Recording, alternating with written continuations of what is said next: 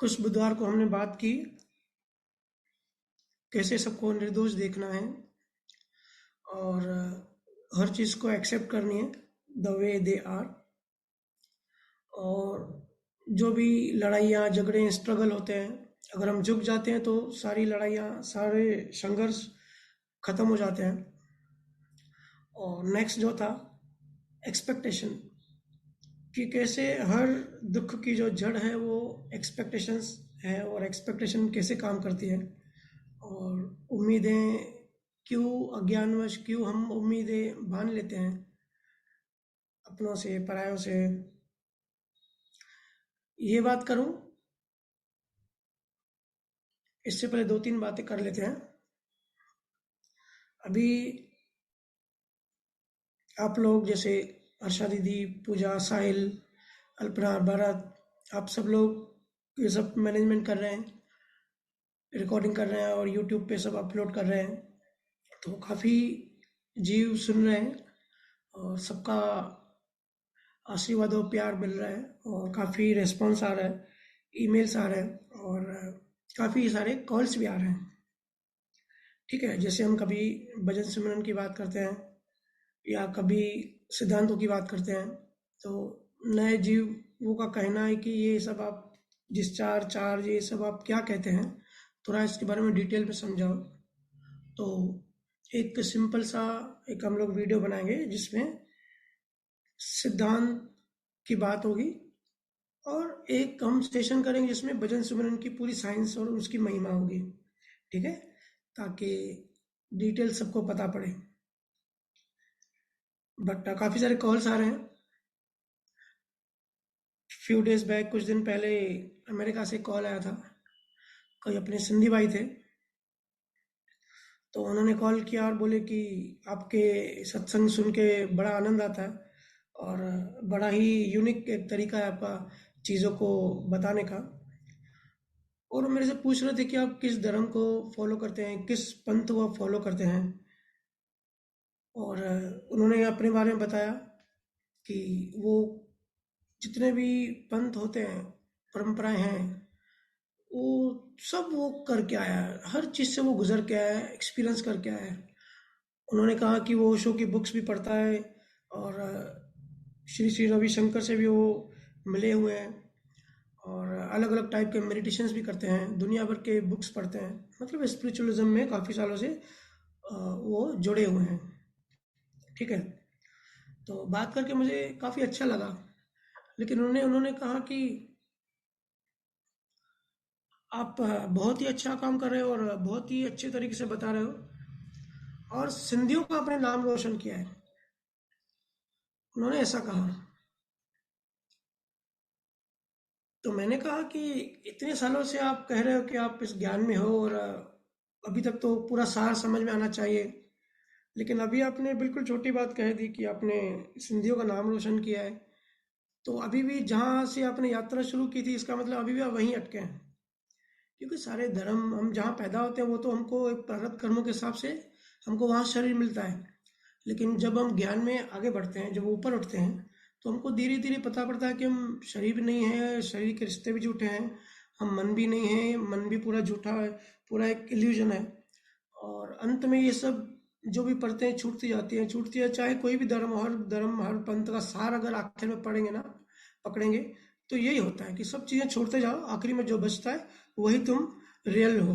उसको नाम कुछ भी दो, मूल आत्मा दो, सत्य स्वरूप दो, अलग नाम, एक ही चीज़ के अलग अलग नाम हैं सबसे। हम सब ने भैया की भी काफ़ी बातें सुनी हैं, हम सबको अभी ये तो एटलीस्ट पता पड़ गया, भले अनुभव में ना हो, कि एक ही बीमारी है, एक ही चीज़ है कि हमको नहीं पता कि हम कौन है। ठीक है, मैं कौन हूँ, और एक ही समाधान है, एक ही जवाब है। लेकिन ये जवाब भी ऐसा नहीं है कि जैसे भैया कहते हैं कि खुद से पूछो कि मैं कौन हूँ, लेकिन खुद को जवाब मत दो कि मैं शुद्ध आत्मा हूँ या मैं आत्मा हूँ, क्योंकि जवाब झूठे हो जाते हैं। जवाब दोगे और आपकी सर्च बंद हो जाएगी, आपकी रिसर्च, आपकी जो क्यूरियोसिटी है वो बंद हो जाएगी। सवाल जरूर करो, उस सवाल की गहराई में जाओ, उसकी परख करो, डीप में जाओ, चीज़ों को समझो, अनुभव करो, फिर खुद ब खुद इसका आंसर हमको मिल ही जाता है। जहाँ तक मेरा सवाल है, मैं कोई गुरु नहीं हूँ, मैं गुरु का शिष्य हूँ। और हम सबको गुरुओं से बहुत कुछ मिलता है, और हम इसके बदले में गुरु का इतना एहसान होता है हमारे ऊपर कि हम गुरु को वापस उस एहसान के बदले कुछ दे नहीं सकते। ठीक है, हम गुरु को कुछ भी नहीं दे सकते। जो वो हमको अगर 1 इंच भी ऊपर उठाते हैं ना, उसके बदले हम गुरु को उसके इक्वल कुछ भी नहीं दे सकते। सिर्फ इतना इतना दे सकते हैं कि जो अनुभव हमको हमारे गुरु शिष्य परंपरा से, जो हमको गुरु से हमको जो मिला है, वो हमको आगे शेयर करना है। ठीक है, सिर्फ उतना ही काम जो है वो गुरु सेवा मिली हुई है, वही काम हो रहा है। उसके उसके बाकी अ, कोई धर्म नहीं है, कोई पंथ नहीं है, कोई संप्रदाय नहीं है। सिर्फ साइंस की और सिद्धांतों की लॉजिकल जो बात होती है, जो हर धर्म का, हर संत, हर विज्ञानी ने जो हमको बताया है, उसका जो सार ज्ञान होता है, बस उस सार ज्ञान की ही बात होती है। और भैया कहते हैं, कुछ भी कर लो, कितनी भी बातें कर लो, नज़र जो है आपका, जो मेन जो लक्ष्य है, वो सिर्फ मुक्ति और मोक्ष पे रखना है। जैसे अर्जुन की नज़र थी ना, एक चिड़िया की भी आंख पे थी, लक्ष्य एक ही था। आसपास की चीज़ें, जंगल, पेड़ पौधे, उसको कुछ नहीं दिख रहा था, एक ही लक्ष्य था। चीज़ें बहुत सारी होती हैं हमारे आसपास में, लेकिन जो हमारा ध्यान होता है वो अगर एक जगह केंद्रित है, तो हम धीरे धीरे जो चीज़ें जो वेस्ट है, जो छान ली जाती है, जो कचरा है, वो साइड हो जाता है, और जो मूल चीज़ होती है उसके डायरेक्शन में हम आगे बढ़ते जाते हैं। ठीक है, ऐसे ही और एक लेडी का फ़ोन आया था, अमेरिका से आया था उनका भी। उनके हस्बैंड की डेथ हो गई थी रिसेंटली। तो उन्होंने कहा कि उनको बहुत मोह था, बहुत प्रेम था अपने पति से, और बहुत गहरा सदमा उनको अंदर में बैठ गया है। देखो, ये सब सदमे हमको क्यों लगते हैं, और सदमा सदमा किसको लगते हैं, ये चीज़ को थोड़ा समझो, थोड़ा समझो। अगर कोई शरीर में है, उसके प्रति हमने उनकी सेवा नहीं की, उनको प्रेम नहीं दिया, ठीक है, और अंदर में भाव भी उल्टे सीधे बनाए, नए बीज भी बनाए, तो फिर जब वो चले जाते हैं ना, तो जितना हम उनसे नफरत करते हैं ना, उनके जाने के बाद, उतना हमको ज़्यादा सदमा लगता है। जो हमको करना चाहिए वो हम नहीं करते हैं, अंदर से भी बाहर से भी, तो उतना गहरा सदमा लगता है। या तो अटैचमेंट भी होती है, बहुत ज़्यादा राग होता है। देखो, या तो राग होगा या द्वेष होगा। बहुत ज़्यादा राग होगा तो भी सदमे में आ जाते हैं, या द्वेष होगा तो भी सदमे में आ जाते हैं। अगर हम न्यूट्रल रहते हैं पूरी लाइफ, तो फिर हमको इतना अफेक्ट, हमारे अंदर के मन को इतना अफेक्ट नहीं होता। अगर कोई चला जाता है तो उस महिला ने कहा कि मुझे कुछ समझा, मेरे मन से बोझा नहीं उतर रहा है, मेरे पति अभी कहाँ हैं, कौन सी लाइफ में है, अगर आप इस चीज़ में कुछ हेल्प कर सकते हो तो आप बताइए। तो मैंने उनको कहा कि एक बात समझो, ये जो जीवन है, ये जो हमारी लाइफ है, जो अभी हम अपने आप को शारीरिक रूप में देख रहे हैं, ये पूरी लाइफ का सिर्फ एक पेज है। पूरी जो जिंदगी है हमारी, 5 इंद्रियों में से बनने से लेके मोक्ष तक, जो हमारी पूरी जो लाइफ है ना, पूरी लाइफ है, ये जो हमारी ये लाइफ है शरीर वाली, ये सिर्फ एक उस किताब का सिर्फ एक पेज है। ठीक है, बाकी बहुत सारी चीजें होती है। ये बहुत एडवांस मैथमेटिक्स की तरह काम करता है। अगर आप ब्रह्मांड के काम करने के तरीके समझ लेंगे कि आत्मा, जैसे कृष्ण भगवान ने कहा है कि कैसे शरीर बदलती है जीवात्मा, कोई न मरता है न मार सकता है, तो इस छोटा सा इन चीज़ों को अगर गहराई में अनुभव करेंगे ना, तो हमको इस तरीके के सदमे नहीं होंगे। क्योंकि एक बार हम अगर जिंदगी और मौत को, उनके नियम समझ गए, तो फिर हमारे लिए एक मजाक हो जाएगा। पूरी एनर्जी की साइंस है।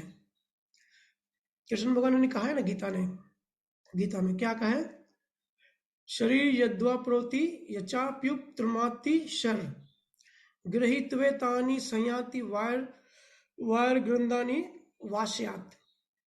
मतलब जीवात्मा कभी मरती नहीं है।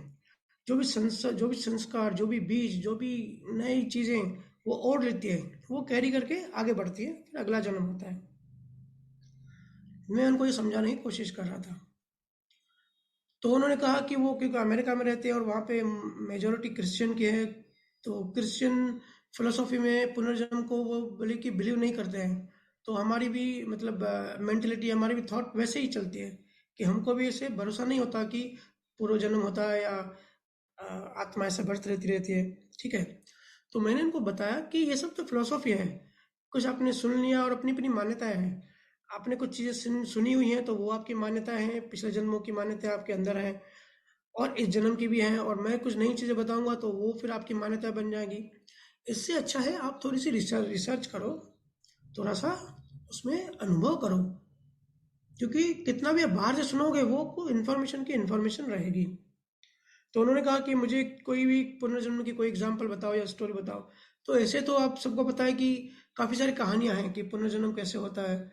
ऐसे जहाँ भी मुझे पता पड़ता है कि अगर ऐसे कोई बच्चा पिछले जन्मों की याद आ गई और वो बता रहा है तो मैं दौड़ के उधर पहुंच जाता हूँ। जैसे एक बार वाराणसी भी गया था, और मेरा फ्रेंड है भरत और मैं फिर से प्लान कर रहे हैं वाराणसी जाने की। ऐसी कहानियाँ बहुत सारी हैं, ठीक है। लेकिन एक कहानी मैंने मैंने उनको बताई, तो तब जाके उनका मन हल्का हुआ, क्योंकि ऐसे हमको विश्वास नहीं होता है, ऐसे हमको लगता है कि कहानियाँ झूठी भी हो सकती हैं और ये सब कुछ कुछ मेंटली भी ऐसा कुछ हो सकता है, साइकोलॉजिकल प्रॉब्लम या सिजोफ्रेनिया बीमारी भी हो सकती है। लेकिन ये जो कहानी है इसमें महात्मा गांधी हमारे जो राष्ट्रपिता हैं, वो भी इन्वॉल्व थे, ठीक है। ये उनके टाइम की बात है। तो मैं शॉर्ट में थोड़ा सा आपको बता देता हूँ। गूगल पे पूरा है। आप अगर इसकी डिटेल पढ़ेंगे तो आपको भी, ऐसे तो आपने 10 बार सुना होगा, 1000 बार सुना होगा कि आत्मा जन्म लेती है और दूसरा जन्म होता है, लेकिन जब ऐसे लोगों से मिलोगे ना जो रियली में पिछले बर्थ का उनको याद है चीज़ें, फिर थोड़ा सा झटका लगता है, थोड़ा शौक लगता है, यार सही में ऐसे ही होता है। फिर आप मन में जो राग द्वेष पैदा होते हैं ना, फिर एक थोड़ा सा विश्वास बैठ जाता है, मान्यता बैठ जाती है कि भाई हम भी कभी ना कभी मरेंगे, हम भी कभी ना कभी शरीर छोड़ेंगे। क्योंकि हम ये चीज़ भूल जाते हैं, हम अपने आप को परमानेंट समझते हैं, और जो हम दुनिया से जो राग द्वेष करते हैं, जो अ, बदला लेने की करते हैं, और संसारिक छोटी छोटी चीज़ों में उलझे हुए रहते हैं, इसी इसी के लिए रहते हैं, क्योंकि हम भूल जाते हैं कि हम भी कभी मरेंगे, ठीक है।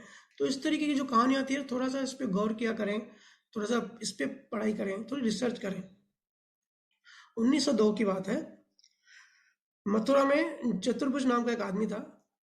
उसके घर, मैं कहानी शॉर्ट में बताऊंगा, ये कहानी बड़ी है, फिर आप गूगल कर सकते हैं। चतुर्भुज नाम के आदमी के घर एक लड़की का जन्म होता है। उसका नाम रखते हैं लुगदी।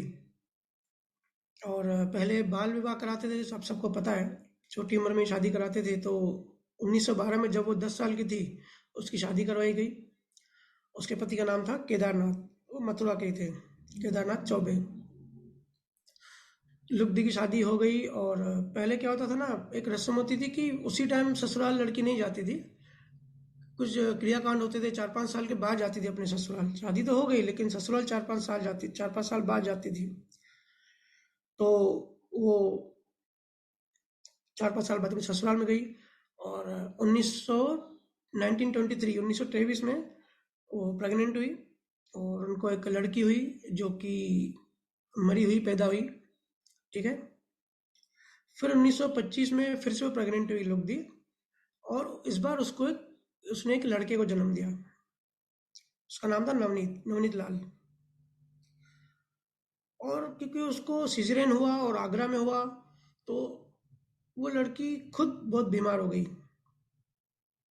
जो पैदा हुई लुगदी। लड़का पैदा हुआ तो खुद बहुत बीमार हो गई, और 10 दिन के बाद वो खुद भी एक्सपायर हो गई। लेकिन 10 दिन में सिर्फ एक ही बार उसने अपने लड़के को देखा, क्योंकि वो बीमार थी और लड़का भी पैदा हुआ तो थोड़ा वीक ही था, तो उसको भी अलग रखा था। तो सिर्फ एक ही दिन अपने बच्चे की शक्ल देखी, और वो खुद एक्सपायर हो गई, ठीक है। फिर दिल्ली में 1926 में दिल्ली में बाबूरंग माथुर के घर में एक लड़की पैदा होती है, ठीक है। उसका नाम रखते हैं शांति। ये बिल्कुल रियल कहानी है। आप क्योंकि गांधी भी था और इसमें कमेटी बनी थी, उस कमेटी की रिपोर्ट भी छपी थी उस टाइम न्यूज़पेपर में। तो इसके लिए ये कहानी सबसे ज़्यादा फेमस है, क्योंकि इसको एक ये मिल जाता है, सर्टिफिकेट मिल जाता है, क्योंकि गांधी ने भी काफ़ी इस पर इंक्वायरी की थी कि भाई सही में ऐसा होता है। तो ये जो लड़की थी शांति, जब 5 साल की हुई, 5 साल तक तो कुछ ज़्यादा बोली नहीं, लेकिन 5 साल के बाद उसने बोलना शुरू किया और बोली कि मेरी मथुरा में मेरा पति रहता है, मेरे ससुराल है और मुझे वहाँ ले चलो। तो 5 साल की बच्ची अगर ऐसा बोलेगी तो कैसे लगेगा। बहुत सरप्राइज हुआ उस टाइम पे। और अभी भी ऐसा होता है बहुत बार, और ये भी डिस्चार्ज का पार्ट ही होता है। ये भी ऐसे आखिर में ऐसा लिखा रहता है, ऐसे बीज बन जाते हैं और उसी टाइम नेक्स्ट जन्म में उसके बीज फलित होते हैं। ये कहते हैं कि कुदरत की गलती होती है, कि एक्सीडेंटल ऐसे हो जाता है। पर कुदरत में कभी गलती नहीं होती, क्योंकि उसका बीज वैसा होता है लास्ट में, और बीज का फल भी ऐसा इसी जन्म में आता है। ठीक है, कॉज और इफेक्ट, लॉ ऑफ कर्मा में कभी भी कोई मिस्टेक नहीं होती। तो लड़की ने बहुत जिद की, रोने धोने लगी कि मुझे मथुरा लेके चलो, मेरे पति के घर, मैं यहाँ नहीं रहूंगी। तो इन लोगों ने बोला कि ठीक है भाई, चल के देखते हैं। तो उसके जो पापा थे, वहाँ का जो एक प्रोफेसर था, तो उन्होंने उसको बताया कि ऐसी ऐसी बात है, लड़की ऐसे बोल रही है। तो बोला चलो चल के देखते हैं। तो वो जो इसका पति था केदारनाथ, उसके भाई को पहले यहाँ बुलाया। तो उसके भाई को उसके पास बुलाया 5 साल की लड़की के सामने। तो बोले कि ये तेरा पति है। तो बोली नहीं, ये मेरा पति नहीं है, ये मेरा देवर है। तो फिर सबको लगा कि ये सही बात है, सही बात हो सकती है, सबकी क्यूरियोसिटी बढ़ती गई। उसके बाद उस लड़की को वहां ले गए, और स्टेशन से ही उसको बोला मथुरा के कि भाई तेरे को अगर तू इधर किया तो तू बता, अगर तू बता सकती है तो एड्रेस बता, घर कहाँ है। तो उसने इधर उधर देखा, फिर वो बताने लगी, फिर सही जगह सबको लेके गई।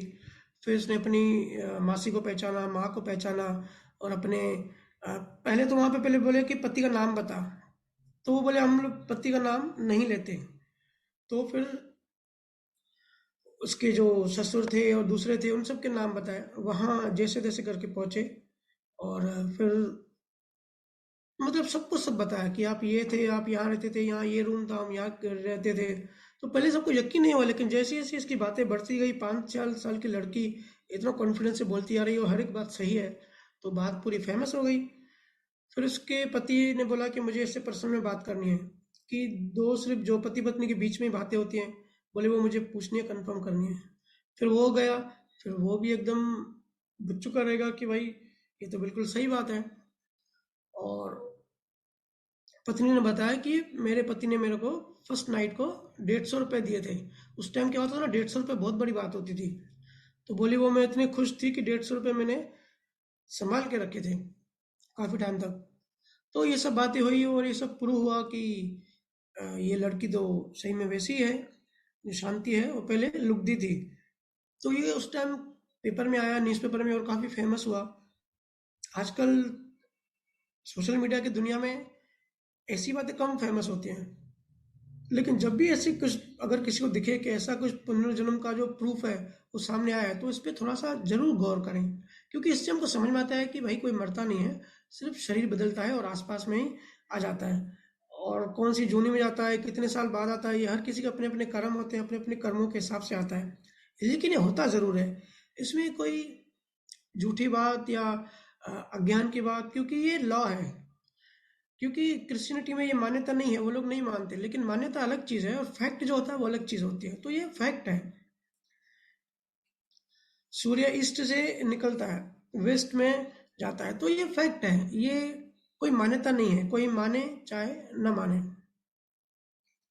ठीक है, तो ये जब फिर ये जब महात्मा गांधी तक ये बात पहुंची, तो महात्मा गांधी ने कमेटी बिठाई 15 मेंबर की। फिर उनकी जब रिपोर्ट आई तो सब सरप्राइज हो गए कि ऐसा भी कुदरत काम करती है, ऐसा भी होता है। ठीक है। तो वो अमेरिका की लेडी को जब उन्होंने खुद ये कहानी पढ़ी, रिसर्च की, फिर मुझे कॉल किया, बोले कि भैया अभी हल्का लग रहा है, अभी पहले से काफी कम है।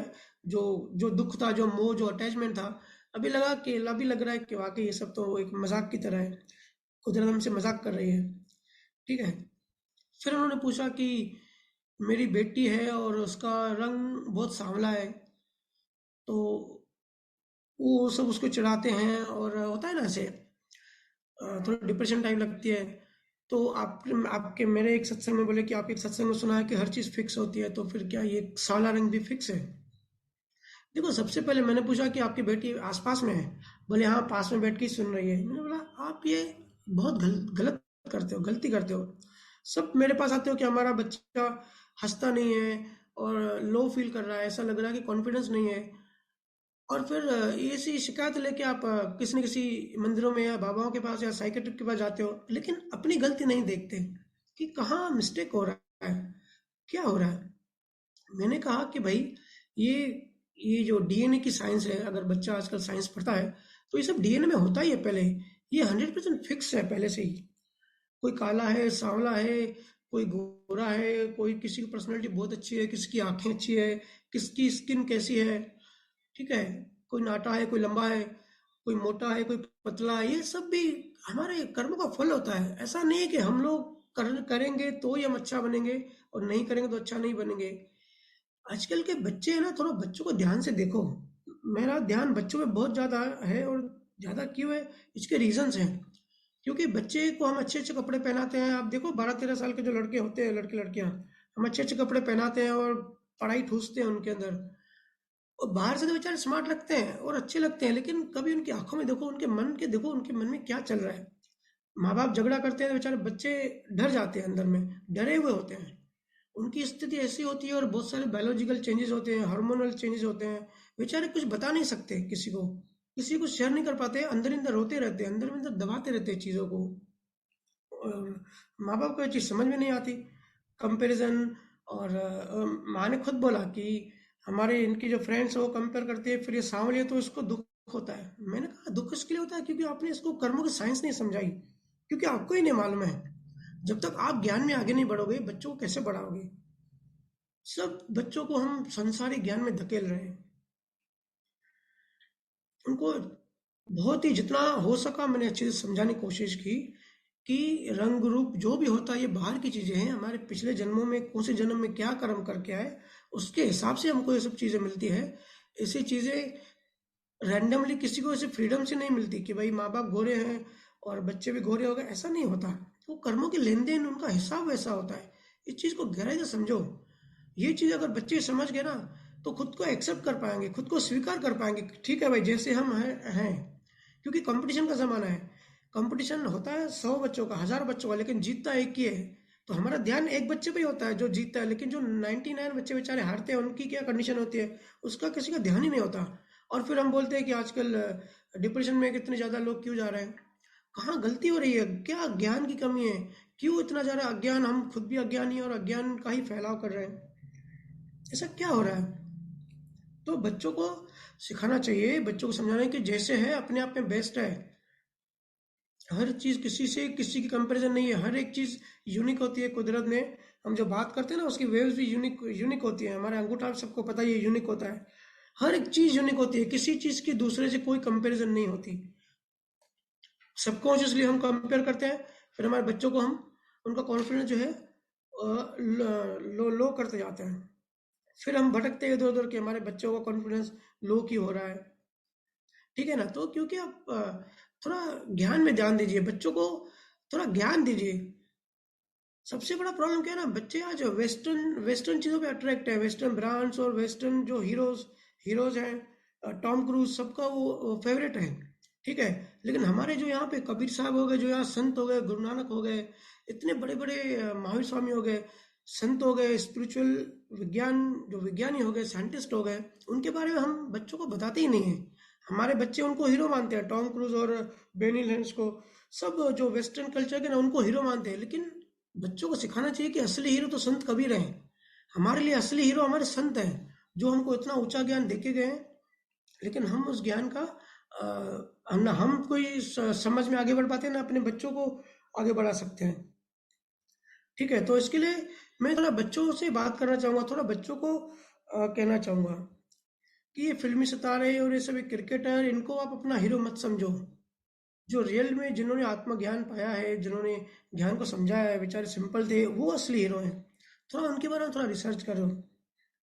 न्यू जनरेशन पे थोड़ा सा फोकस ज़्यादा देना चाहिए हमको। देखो, उनका अट्रैक्शन वेस्ट पे रहता है, लेकिन ये चीज़ें बहुत कम लोगों को पता है। अब अमेरिका में रॉबर्ट ओपनहाइमर ने एटॉम बम बनाया। ठीक है।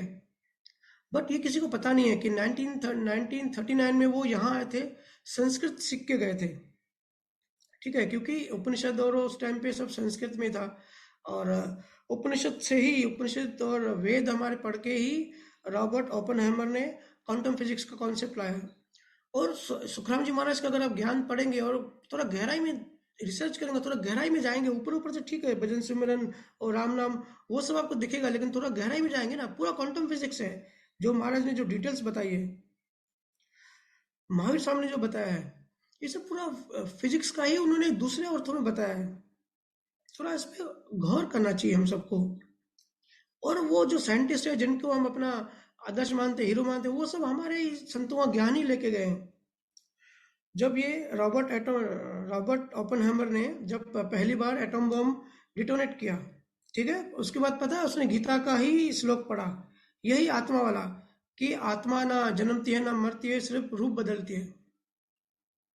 सब हैरान थे, और आज हम उनको अपना आदर्श मानते हैं। इस जो गीता में जो है ना, पूरा एनर्जी का कॉन्सेप्ट है, पूरा एनर्जी का सिद्धांत है। उस पे ही उससे ही प्रेरणा लेके काइनेटिक एनर्जी, पोटेंशियल एनर्जी के सिद्धांत बनाए गए, और हम लोग फिर उनको हम समझते कि उन्होंने बनाया है। लेकिन ये जो गुरुओं का जो दिया हुआ ज्ञान है, इसको हम अपने अंदर नहीं उतारते। बच्चे देखो, आज हर जगह एलोन मस्क की बात हो रही है, एलोन मस्क से सब प्रभावित हैं कि एलोन मस्क ने ये अचीव किया। लेकिन अगर बच्चों को हम लॉ ऑफ कर्मा समझाएंगे ध्यान से, कि बीज बीज बनता है, बीज से पेड़ कैसे बनता है।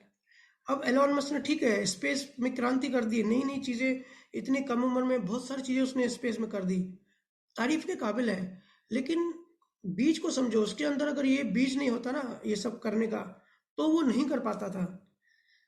ऐसा नहीं है कि सडनली उसने अपना कर्ता भाव से, अपने अपने फ्रीडम से उसने कुछ किया, ये सब रॉकेट्स और जो साइंटिफिक चीजें बनाई उसने, ऐसा नहीं है। पिछले जन्म में जरूर उसने स्पेस में रिसर्च की होगी, अंदर बीज बनाए होंगे, वैसे भाव किए होंगे, उस डायरेक्शन में आगे बढ़ा होगा, तभी इसको ये जीवन ऐसे मिला कि कम उम्र में उसने बड़े बड़े काम किए। ये सब बीज की साइंस है। अभी कोरोना कोरोना हर जगह है। कोरोना वैक्सीन नहीं, जिसने दुनिया में पहली बार कोई वैक्सीन बनाई, उसने पता है क्या बोला, मुझे उसका नाम रिकलेक्ट नहीं हो रहा है। उसने कहा कि मुझे बचपन से ही इच्छा थी कि मैं ऐसी कोई एक एक दवा बनाऊं जिससे सबकी बीमारी ठीक हो जाए। फिर उसने फर्स्ट टाइम वैक्सीन को जन्म दिया। तो बचपन से ही कैसे इच्छा पैदा हो गई उसके अंदर, क्योंकि वो पिछले जन्मों से ऐसा बीज लाया था।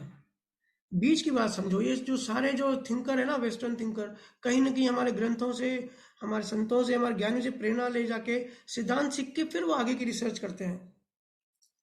बर्गन हाइजमैन जो था, उसने, वो रविंद्रनाथ टैगोर से बहुत प्रभावित था। वो हमेशा आते, रविंद्रनाथ टैगोर से मीटिंग करके जाते, मिल के जाते, और वेदों का उनके चर्चा करते कि कौन सी चीज़ कैसे काम करती है। तो उनको 1932 में उनको नोबेल प्राइज़ मिला।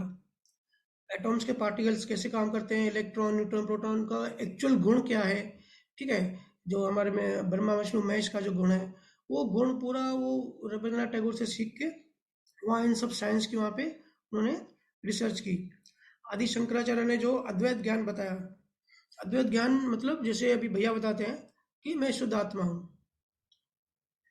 द्वैत मतलब दो, जितनी भी दुनिया में चीजें हैं सब दो में बटी हुई है, लेकिन अद्वैत मतलब सब चीज एक है।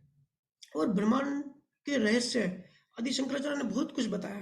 तो जिन्होंने वो चीज को डिकोड किया, वो फिर आगे बढ़ गए। इसके लिए जो बच्चे हैं ना, ये सब थोड़ा सा स्पिरिचुअलिज्म में थोड़ा ध्यान दीजिए, उन चीजों को समझने की कोशिश कीजिए। एक एक आप कर सकते हैं, ऐसा नहीं है कि आपको कोई बड़ा ही करा सकता है। मेरे को एक बच्चे ने, अच्छी बात याद आई, मेरे को एक बच्चे ने पूछा कि उसकी जो माँ है, उसकी जो मम्मी है, वो सुबह बोले कि सूर्य पे जल चढ़ाती है। तो बोले, भैया ये क्या है, ये अंधविश्वास है या क्या होता है, ऐसे क्या सूर्य तक जल पहुंचता है?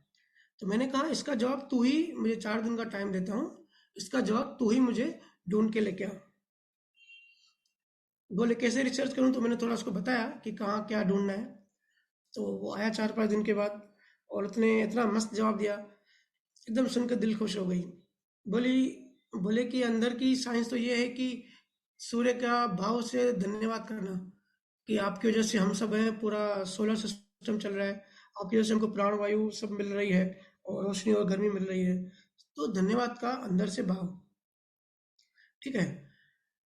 बाहर से उन्होंने तो ऐसी मस्त बात बताई। उसने बताया कि बाहर की साइंस ये, कि जो कहते हैं कि हिंदुओं की जो साइंस है कि तांबे के पानी में, पूरा पानी तांबे के बर्तन में रखो, फिर वो सुबह को सूर्य को वही चढ़ाओ। तो इसके पीछे की साइंस ये है कि जब हम पानी चढ़ाते हैं, तो सूर्य की जो किरण है वो पानी की बूंद से टकरा के 7 कलर्स में डिवाइड हो जाती है, जिसको हम रेनबो कहते हैं। और सूर्य की रोशनी में विटामिन डी होता है। तो जब वो पानी से टकरा के 7 रंगों में डिवाइड हो जाता है, 7 रंग हो जाते हैं, तो उसमें जो ग्रीन, जो हरा रंग है ना, उसके साथ वो विटामिन डी और सूर्य की किरण मिलके केमिकल रिएक्शन करते हैं और हमारी बॉडी को हील करते हैं। फिर हमारे बॉडी से टकराते हैं। तो ये भी एक साइंस है। तो ऊपर ऊपर से दिखने में सब ये सब चीज़ें लगता है कि कुछ है नहीं इन चीज़ों में। लेकिन अगर हम किसी चीज़ को बिना समझे कहते हैं कि अंधविश्वास है, तो वो भी हमारी अज्ञानता है। और अगर हम किसी चीज़ को बिना रिसर्च किए मान लेते हैं, तो वो भी हमारी अज्ञानता है। ना किसी चीज़ को एक्सेप्ट करो, ना रिजेक्ट करो, उसका चिंतन मनन करो, उस चीज़ को समझने की कोशिश करो कि ये है तो इसमें है क्या।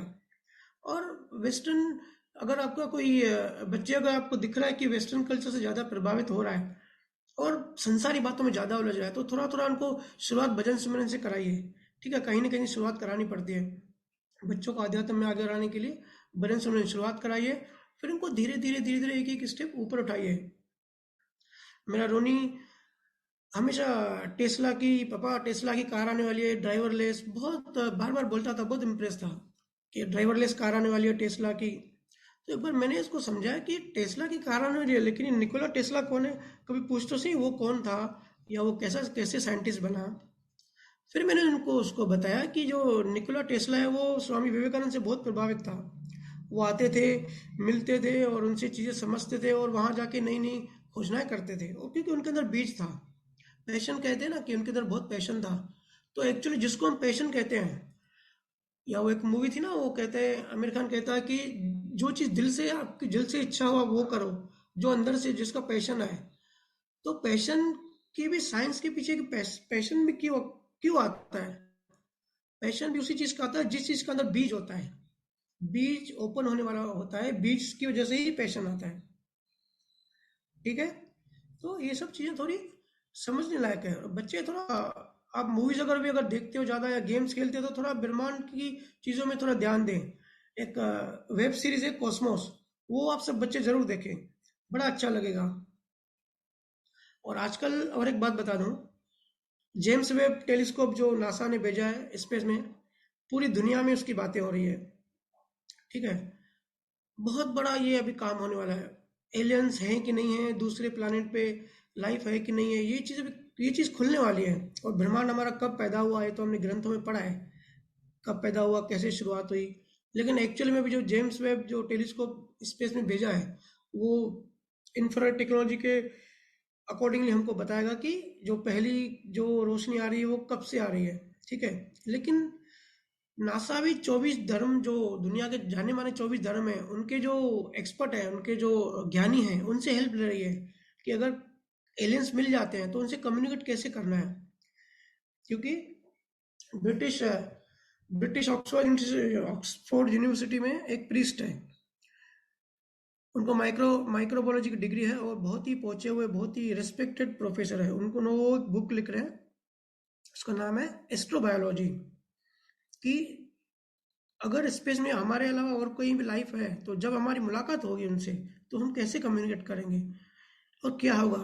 और उन्होंने प्रेरणा ली है जो जैनों के जो ग्रंथ है ना, जो बजा भी बता दें कि सुरेंद्र स्वामी एरावत क्षेत्र और महाविद्य क्षेत्र हमारे धरती से बहुत दूर, भारत खंड से बहुत दूर, ये सब क्षेत्र हैं, वहाँ पे लाइफ है। जो अभी प्रेजेंट के जो तीर्थंकर हैं वहाँ के, वो वहाँ पे है, वहाँ पे लाइफ है। तो वो ये सब पढ़ के फिर उन्होंने एस्ट्रो माइक्रोबायोलॉजी का नया कॉन्सेप्ट निकाला, और अभी उनकी बुक आ रही है जिसका सब वेट कर रहे हैं।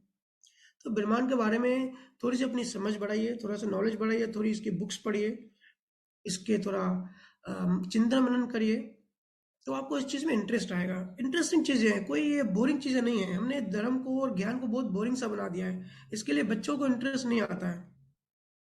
ठीक है, तो थोड़ा सा इन चीज़ों में जरूर ध्यान दीजिए। आर्यभट्ट जो था, 2000 साल पहले आर्यभट्ट ने बता दिया कि सूर्य के इर्द गिर्द चक्कर मारते सारे प्लैनेट्स, हमारे धरती और ये सब। उपनिषद और ग्रंथ या जो अष्टावक्र की जो कोडेड भाषा है, थोड़ा गहराई में जाएंगे ना, जो और जितने भी फिजिस्ट हैं अभी भी, ऐसा नहीं कि 1902 और 1950 की बात है, एट प्रेजेंट भी जो वेस्टर्न साइंटिस्ट है, सब हमारे ग्रंथों से ही, हमारे संतों के ज्ञान से ही प्रेरणा ले रहे हैं। वो फिर प्रेरणा लेके फिर आगे बढ़ रहे हैं। ठीक है, तो एक जैसे मैंने लास्ट वीक में कहा कि एक सेशन लेना है बच्चों का, मैं भी चाहता हूँ कि एक 4-5 घंटे का सेशन हो और उसमें सारे बच्चे जुड़े, बच्चों की बच्चों से बच्चे मुझे प्रेम करते हैं, मैं मेरे मेरे अंदर भी बच्चों के लिए बहुत प्रेम है। ठीक है। तो अभी आज की बात करते हैं एक्सपेक्टेशन की। और मुझे दो तीन सत्संग में सभी लोगों ने कहा है कि भैया सवाल पूछने का टाइम कम मिलता है, इसके लिए मैं आज की जो मेरी स्पीच है एक्सपेक्टेशन का थोड़ा बता के फिर मैं बंद कर दूंगा। फिर हम सवाल जवाब लेंगे। और आगे ऐसे करेंगे कि सवाल जवाब ही ज़्यादा लेंगे, क्योंकि 1.5 घंटे से 2 घंटे बढ़ा तो नहीं सकते। ठीक है, लेकिन फिर ये अ, सवालों का टाइम बढ़ा सकते हैं इस 1.5 घंटे में ही। ठीक है। तो अभी मैं सबको होमवर्क देता हूँ। जैसे आपने चिंतन मनन किया पिछली दो तीन चीज़ों को, और अध्यात्म स्टेप बाय स्टेप आगे बढ़ना है, और छोटी छोटी चीज़ों में गहराई में जाएंगे तो बहुत सारी चीज़ें अंदर बीज खुल जाएगा, और बहुत सारी चीज़ें पता पड़ेंगी कौन सी चीज़ कैसे काम आ रही है, कौन सी चीज़ कैसे काम कर रही है। और परत दर परत खुलती जाएगी, और हम लोग जो ज्ञान की यात्रा में आगे बढ़ रहे हैं एक एक स्टेप वो बढ़ते जाएंगे। तो अभी सबको होमवर्क है कि एक्सपेक्टेशन पे थोड़ी सी आप एक हफ्ता नेक्स्ट वेडनेसडे तक थोड़ी रिसर्च करें, क्योंकि जितना भी दुखों की जड़ है ना, उसकी जड़ है एक्सपेक्टेशन, उम्मीदें। तो जब जब भी ऐसी कोई सिचुएशन आए तो अपने आप से थोड़ा चिंता करने का थोड़ा पूछें कि क्या मैंने उम्मीद की थी, ये जो मुझे दुख हो रहा है जो पूरा नहीं हुआ, तो ये मैंने उम्मीद की थी और उम्मीद गलत की थी सही की थी। क्योंकि अगर कोई यूनिवर्सल लॉ है तो वो फैक्ट होता है, और कुछ हमारी मान्यताएं होती हैं। ठीक है, तो जो कुछ एक्सपेक्टेशन हम मान्यताओं के हिसाब से करते हैं, जो हमारी होती है, हम सोचते हैं कि ऐसा होना चाहिए, वो तो रॉन्ग ही है। क्योंकि बिलीफ कोई भी हो वो रॉन्ग ही होती है। और जो फैक्ट होता है, जो जो सिद्धांत होता है, जो यूनिवर्सल लॉ होता है, वो फैक्ट होता है। तो हमारी उम्मीद यूनिवर्सल लॉ के हिसाब से है तो ठीक है, दुख नहीं मिलेगा। अगर नहीं है और हमारी उम्मीद हमारी मान्यताओं के हिसाब से है, जैसे माँ बाप की मान्यता होती है कि हमारा बच्चा हमारा कहना मानना चाहिए, और किसी का बच्चा नहीं मानता, किसी का भी बच्चा नहीं मानता। देखो आप अपने घर में देखिए, आसपास में देखिए, जब तक बच्चे को दबा सकते हैं दबा सकते हैं। तो हम गलत एक्सपेक्टेशंस कर रहे हैं, क्योंकि बच्चा अपना बीज लाया है, अपने कर्म लाया है, वो अपने बीज के हिसाब से ही आगे बढ़ेगा। उसका जो लिखा हुआ है टाइमलाइन, और उसको कौन सी एज में क्या करना है, वो आगे बढ़ेगा। लेकिन हमको ज्ञान नहीं है, हमारी गलत मान्यताएं बच्चों पे हम थोप देते हैं कि ऐसा होना चाहिए हमारे हिसाब से, और नहीं होता तो फिर क्या होता है, हमको दुख होता है। ठीक है, तो उम्मीद को थोड़ा सा गहराई से मैं ज़्यादा बात नहीं करूंगा एक्सपेक्टेशन पे, लेकिन आप थोड़ा सा चिंता मनन जरूर करें इस पे, घर में, क्योंकि बहुत बड़ा फैक्टर है। ये समझ गए तो 50% सब आपका जो अशांति है, जो बेचैनी है ना, वो खत्म हो जाएंगी।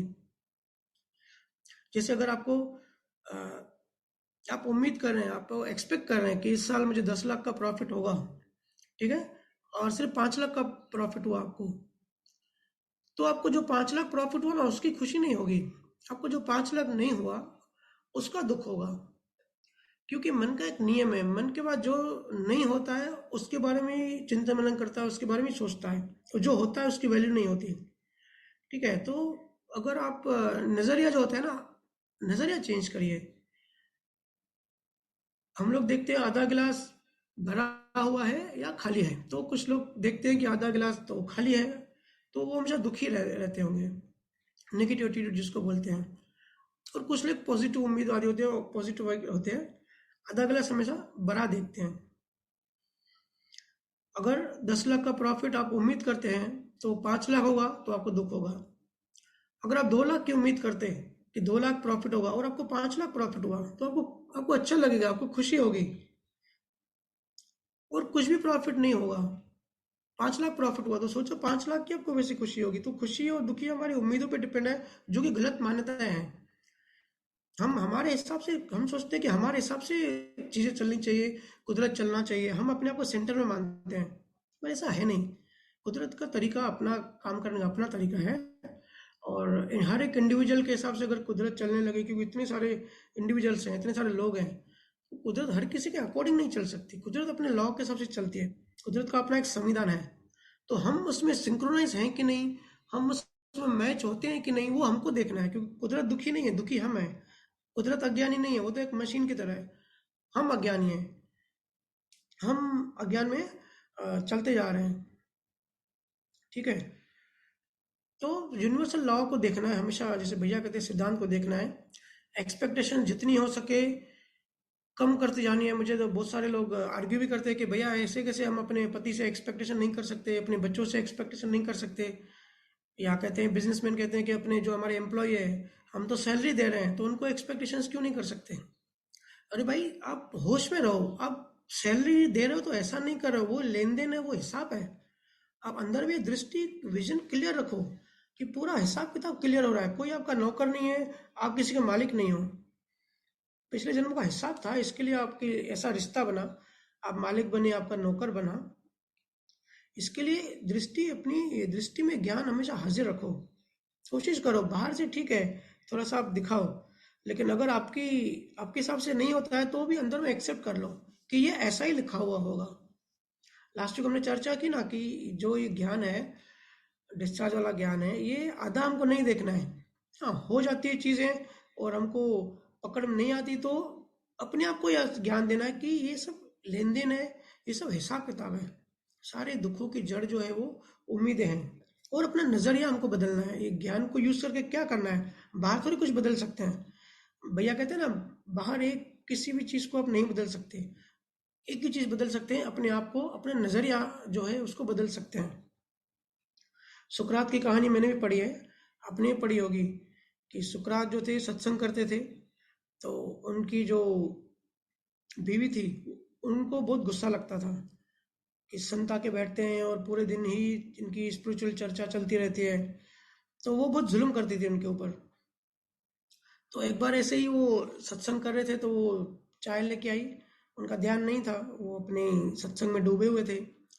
तो उन्होंने गुस्से में गर्म चाय उनके मुंह पे मार दी, मुंह पे फेंक दी सुकरात के। फिर भी सुकरात ने कहा कि धन्यवाद परमात्मा, धन्यवाद मालिक, आपने बचा लिया। तो उनके शिष्य फिर हैरान हो गए कि आपकी वाइफ ने बेगुनाह, बिना आपने कुछ बोला भी नहीं, आपके ऊपर चाय फेंक दी, फिर भी आप धन्यवाद कर रहे हैं। बोले कि चाय मारी लेकिन मेरा आधा चेहरा ही जला, आधा चेहरा बच गया, पूरा चेहरा भी जल सकता था। इसके लिए मैं धन्यवाद कर रहा हूँ कि मेरा आधा चेहरा बचा लिया। तो नजरिया, हर चीज जैसे होती है वैसे ही होती है, चीजें लॉ ऑफ कर्मा के अकॉर्डिंग चलेंगी। उस पे हम कैसी दृष्टि रखते हैं, किस किस तरीके से देखते हैं, किस एंगल से देखते हैं, वो डिपेंड करता है कि आपके अंदर प्रगति हो रही है कि आप नीचे जा रहे हो। थोड़ी देर पहले ही, सत्संग के थोड़ी देर पहले ही किसी से चर्चा हो रही थी कि बोले मैं बहुत लूज होते जा रहा हूँ, मेरी लाइफ खराब होती जा रही है। लेकिन थोड़ा इतना टाइम नहीं मिला उसे चर्चा करने का क्योंकि सत्संग चालू होने वाला था। थोड़ा सा गहराई में जाइए कि चीजें जो घट रही है ना, आपको ऐसा लग रहा है कि दुखी है, लेकिन जो घट रही है वो तो कर्मों की लेन देन पूरी हो रही है। यार आपने ऐसा कभी किया था पहले? जो हम देते हैं ना वही हम भुगतते हैं। कुदरत में थोड़ी भी गलती नहीं होती। तो फिर क्या करना है अभी? अब लेके आया तो भुगतना ही है, लेकिन अगर सहज होके, सिंपल होके हम भुगतेंगे और स्वीकार करेंगे, जितना हो सकता है बेस्ट करने की कोशिश कर रहे हैं, नहीं हो रहा तो फिर भी हम ज्ञान को आगे रख के चीज़ों को छोड़ रहे हैं, ठीक है। और हर कर्म की एक्सपायरी डेट होती है भैया, बहुत बार कहते हैं। ये जो दुख तकलीफें आती नहीं है, हमको लगता है कि दुख तकलीफें हमारे ऊपर आ रही हैं, ये एक्चुअली आ नहीं रही, ये जा रही हैं। ये टाटा बाय बाय हो रहा है, हमारे कर्मों का लेन देन खत्म हो रहा है और ये कर्म खत्म हो रहे हैं। तो हमको दिखता है ऐसे कि चीज़ें आ रही है, एक्चुअली वो आके जा रही है। हर कर्म की एक एक्सपायरी डेट होती है और एक दिन ना एक दिन ये सब जो घट रहा है वो खत्म हो जाएगा। ठीक है, नजरिया बदलो। मेरे एक फ्रेंड ने कार ली थी, नई कार ली और एक साल के अंदर उनका कम से कम 9 बार एक्सीडेंट हो गया। तो आए मेरे पास, बोले मैं अभी कार सेल कर रहा हूँ, तेरे को चाहिए क्या? क्योंकि 9 बार मेरा एक्सीडेंट हो गया है, मुझे लग रहा है ये कार मेरे लिए ठीक नहीं है और मनहूस है। मेरे घर वाले भी बोल रहे हैं अभी इसको सेल कर दो, अभी इसको चलाना नहीं है। तो मैंने उसको समझाया भाई गाड़ी तो मैं ले लूंगा, लेकिन थोड़ा सा नजरिया बदल। 9 बार तेरा एक्सीडेंट हुआ फिर भी तू बच गया। मौत भी हो सकती थी, मर भी सकता था, लोग एक ही बार में मर जाते हैं। 9 बार तेरा एक्सीडेंट हुआ लेकिन सिर्फ गाड़ी थोड़ी बहुत डैमेज हुई, तू तो, तेरे को तो कुछ हुआ ही नहीं। तो ये कार तेरे लिए एक्चुअली लकी है कि तेरे को डैमेज नहीं हो रहा है, सिर्फ गाड़ी को हो रहा है। तो बोला अरे हाँ, ऐसे तो मैंने सोचा ही नहीं था। फिर उसने कार नहीं सेल की। तो बोलने का मतलब, अपना नजरिया बदलें, दृष्टि बदलें। बाहर चीजें जैसे घट रही हैं वो वैसे ही घटेंगी। वो सब मृत है, एक मैकेनिकल चीजें हैं। हम कैसा उनके अंदर भाव डाल रहे हैं, किसी दृष्टि डाल रहे हैं, किस नजरिए से हम देख रहे हैं, उसके हिसाब से हमारे अंदर सब चीजें परसेंटेज वाइज उल्टी सीधी होती है। ठीक है, तो अभी हर्षा यदि आप रैंडमली नाम लीजिए किसी के। मेरी तो चर्चा ऐसी ही चलती रहेगी तो मैं बोलते जाऊंगा। नहीं नहीं आज भैया, के आपने बहुत अच्छा बोला। हमारे लिए तो बहुत भाग्यशाली है हम लोग, आपसे सुन रहे हैं ये सब कुछ। जी, आप रैंडमली नाम लीजिए किसी के भी। जी जी। मनीषा पंजाबी। राम राम भैया। राम राम भाभी, राम राम, कैसे हो? मैं ठीक हूँ भैया, आप बताओ आप कैसे हो? बढ़िया, मस्त एकदम। बताइए। भैया आप लॉ ऑफ कर्मा के लिए बोल रहे हो बार बार, तो थोड़ा डीप में लॉ ऑफ कर्मा का कुछ बताइए ना। लॉ ऑफ कर्मा देखो, सिद्धांत जो है लॉ ऑफ कर्मा का हम काफ़ी बार बता चुके हैं। और अभी भी काफ़ी जीवों को थोड़ी सी कन्फ्यूजन है कि एक्चुअल डिस्चार्ज किसको कहते हैं और चार्ज किसको कहते हैं। डिस्चार्ज का मतलब कि हम जो भी प्रारब्ध कर्म लेके हैं, जो भी हम भोग रहे हैं, जो भी मेरे श्वासों से हिसाब से हमारा जो जीवन चल रहा है, इसको हम डिस्चार्ज कहते हैं। जैसे एक बैटरी को हमने चार्ज कर लिया सुबह को, और फिर पूरे दिन हम बाहर घूमते हैं तो बैटरी धीरे धीरे डिस्चार्ज होती रहती है। तो हम एक जीवन में साथ में चार्ज भी करते हैं भाव से, और बाहर का जो जीवन है, मनोवचन काया जिसको भैया कहते हैं, वो डिस्चार्ज हो रहा है। ठीक है, 5 इंद्रियों से। जैसे बैटरी डिस्चार्ज होती रहती है धीरे धीरे, हमारी भी एक एक श्वास में जो जो घटनाएं घट रही हैं, चाहे छोटी हो चाहे बड़ी हो, हमारे मन में जो भी चल रहा है, वो सब डिस्चार्ज है।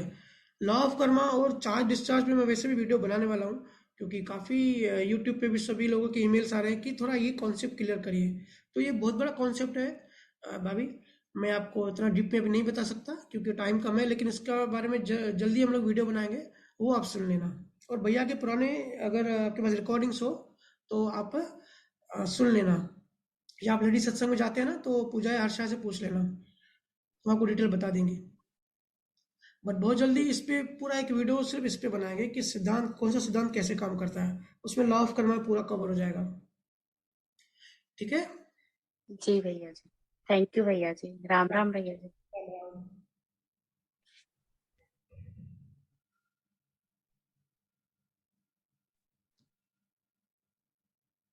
वर्षा विहान माता।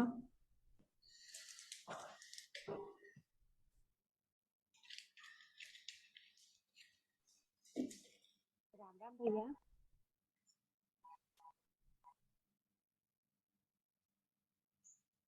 राम राम भैया। राम राम। कैसे हैं? बढ़िया बढ़िया। आप बताएं। कौन बोल आप रहे हैं? इंदौर वर्षा? कब आ रहे हैं? वर्षा बोल रही है जी क्या? जी जी। जी ओके जी ओके। भैया। जी जी बोलिए। आप इंदौर कब आ रहे हैं? जी। आप इंदौर कब आ रहे हैं? हम लोग बहुत देखिए, याद जब कर रहे हैं आपको। जब संजोग बने। हाँ भैया, मेरे दो क्वेश्चन हैं। जी। भैया, जैसे ना लाइफ में बहुत सारे इंसान होते हैं, ऐसा नहीं होता है ना कि हमेशा वो लोग आनंद में रहे या खुशी में रहे। हम्म। लेकिन ना जैसे आप हमेशा ऑलवेज सुख के प्रतीक हो कि आप हमेशा खुश रहते हो, क्योंकि मैं भी आपको 6 साल से जानती हूँ। आप इतने हंसमुख हो, इतने सहज हो, इतने खुश रहते हो, तो भैया आपको कभी मैंने दुखी भी नहीं देखा है। तो जैसे भैया आपके जैसी दृष्टि कैसे उपलब्ध हो? कोई ट्रिक है तो शेयर करो आप।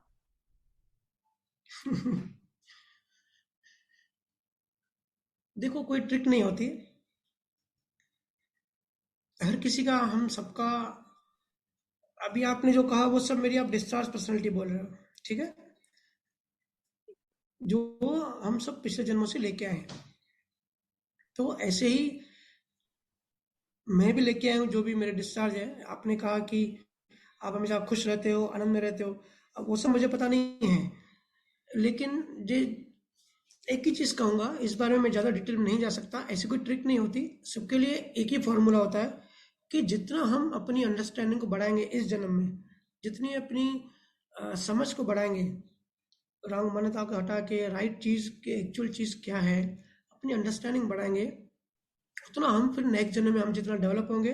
क्योंकि डेवलपमेंट जो होती है ना, वही हमारी असली कमाई होती है। भैया ने बहुत बार समझाई ये बात। कहते हैं ना, साथ चले सो धन, छूट जाए सो माया। कि जो भी साथ चलेगा हमारे शरीर छोड़ने के बाद, वो ही हमारा असली धन है। और जो अभी हम हाथ पैर मार रहे हैं वो सब हम छोड़ के जाने वाले हैं। तो जब हमारा असली धन के ऊपर हम फोकस करेंगे, अपनी समझ को विकसित करेंगे, डेवलप करेंगे, तो नेचुरली हमारे नेक्स्ट जन्म में ऐसी पर्सनैलिटी खुद ही आती है। इसमें कि कर्ता भाव नहीं होता, और जानबूझ के कोई कर भी नहीं सकता इसे। ठीक है, ये सब नेचुरली आता है। तो हमारा जो फोकस है, हमारा जो टारगेट है, वो इस पे रहना चाहिए कि हमारी आंतरिक समझ कैसे बढ़े, हम कैसे ज्ञान में स्टेप बाय स्टेप आगे बढ़ते जाएं, और विज्ञान को धीरे धीरे हम समझते जाएं। बहुत डिफिकल्ट होता है आज के ज़माने में, प्रेजेंट टाइम में जो टाइम चल रहा है बहुत डिफिकल्ट है चीज़ों को समझना। लेकिन अब अगर थोड़ी भी जहाँ जिस लेवल पर हम पैदा हुए, अगर थोड़ी ऊपर के लेवल तक भी हम पहुंच जाते हैं ना एक जन्म में, जैसे मैंने कहा कि पूरे जीवन का ये जीवन एक किताब है, एक किताब का एक पेज है। तो इस पेज में हम अगर थोड़ा सा भी सीख लेते हैं तो बहुत बड़ी बात कही जाएगी, ये हमने असली धन कमा लिया। तो हमारे भाव अगर अकॉर्डिंगली होंगे, क्योंकि देखो भैया क्या कहते हैं कि भाव जो भी आते हैं ना, वो भी हमारा जैसा हमारा दर्शन होता है, जैसा हमारा चित्त होता है जिस तरीके का, वैसा जैसा हमारा चित्त होता है वैसे भाव आते हैं। जैसा अहंकार होता है ना, वैसे तरीके के भाव आते हैं। तो अगर हमारा चित्त में अगर सिर्फ ज्ञान होगा, और ज्ञान होगा तो जरूर हम किसी का बुरा नहीं करेंगे, किसी को दुखी नहीं करेंगे, मतलब भाव में किसी का कुछ नुकसान करने की कोशिश नहीं करेंगे। ऐसा हम भाव में नहीं करेंगे, क्योंकि हमारे चित्त में, हमारी समझ में, अंडरस्टैंडिंग में आ गया। तो नेचुरली जब ये बीज बनेगा नेक्स्ट जन्म में, तो हमारी जो पर्सनैलिटी है, हमारा जो चरित्र है, ये इस तरीके का ही बनेगा। ठीक है, तो हमको सिर्फ फोकस हमारे ज्ञान को रखना है, अपनी अंडरस्टैंडिंग को बढ़ाना है। बाहर से हम क्या है, बाहर से कौन कैसा है, उसके उस पर फोकस नहीं करना है। जैसे आपने कहा कि आपका अ, हमेशा आनंद में रहते हो, और बड़ा ही अच्छा नेचर है, आप सब बोलते ही रहते हैं हमेशा मुझे ये बात, कि बहुत ही सॉफ्ट नेचर हो और बहुत ही अच्छा है। लेकिन कभी मेरी बीवी से पूछो, 100 शिकायतें होती है उसको, जैसे कि हर बीवी को होती है। तो ऐसा नहीं होता। बिल्कुल। ज्ञान में जब हम स्टेप बाय स्टेप आगे बढ़ते हैं, तो ये सब चीज़ों से हम गुजरते हैं। हम सबको ये सब एक्सपीरियंस करते हुए आगे बढ़ना है। क्योंकि पैदा हम हमारी शुरुआत कैसे हुई, हमारी शुरुआत, जब शुरुआत समझेंगे तो हमारी एंड भी समझेंगे। शुरुआत हुई, हम जैसे ब्रह्मा से आए, ठीक है, पार ब्रह्म से जैसे कहते हैं, एक एक इंद्रिय से होते हुए हम 5 इंद्रियों में आए। फिर 5 इंद्रियों में मासूम सा इंसान था। फिर उसके अंदर एक अहंकार आया और बुद्धि विकसित हुई। तो बुद्धि जितनी विकसित हुई, बुद्धि विकसित हुई, क्योंकि बुद्धि डिपेंड करती है अहंकार पे, और अहंकार ही झूठी चीज है। अहंकार का मतलब ही होता है कि परमात्मा से अलग कोई मैं हूँ, उसका अस्तित्व ही झूठा है। तो उससे उसके ऊपर जो बुद्धि आएगी, वो बुद्धि भी झूठी होगी। मतलब हमको अपनी जो हम जिस जहाँ से आए, हम जहाँ से आए, हमको वापस जाने में, हमको उससे अपने घर से दूर रखती जाती है, दूर करती जाती है।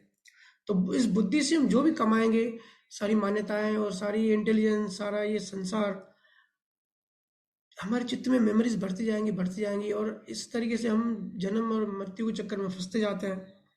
तो इसका उल्टा करना पड़ता है। तो उल्टा जाने के लिए हमको पहले तो समझनी पड़ेगी चीज़ें, कि हम आए कहाँ से। फिर जो भी अज्ञान की जो परतें हैं, हटाते हटाते, डेवलपमेंट का मतलब होता है अज्ञान हटाना। कोई चीज़ पानी नहीं है, चीज़ों को हटानी है। हम सब कहते हैं ना, गुरु वो जो ज्ञान देता है, नहीं, ये गलत स्टेटमेंट है। गुरु ज्ञान को मिटाता है, गुरु हर चीज़ को मिटाता है। गुरु खाली करता है, स्लेट को खाली करता है। खालीपन को ही हम डेवलपमेंट कहते हैं। जितना हम खाली होंगे, जितना हम शून्य की तरफ बढ़ेंगे, उतना हम डेवलप होते चलेंगे एक एक जन्म में। और ये सब एक जन्म में भी हो सकता है। वो हमारी हमारी मेहनत कितनी है इस पे, हमारी चिंतन मन कितने है, हमारा पुरुषार्थ कितना है, हमारा इंटरेस्ट कितना है, खास करके ये चीज़ें उस पर डिपेंड करता है। अगर हमारा बहुत ज़्यादा इंटरेस्ट बढ़ जाता है, जो कि संत ज्ञानेश्वर है और बहुत सारे संत हुए जिनका बहुत ज़्यादा इंटरेस्ट होता है बचपन से इन चीज़ों में, और बहुत बड़ी बड़ी उपलब्धियाँ करके जाते हैं, तो हम भी अगर ऐसे डेवलप हो जाते हैं, तो हार्डली एक दो जन्म में ही हम मुक्ति और मोक्ष को प्राप्त कर सकते हैं, अगर हमारा अज्ञान स्पीड से हम लोग पुरुषार्थ कर रहे हैं मिटाने का। ठीक है, तो ये पर्सनालिटी डिस्चार्ज है, और डिस्चार्ज को हमको फोकस नहीं करना है। हमको चार्ज वाले पार्ट पर फोकस करना है।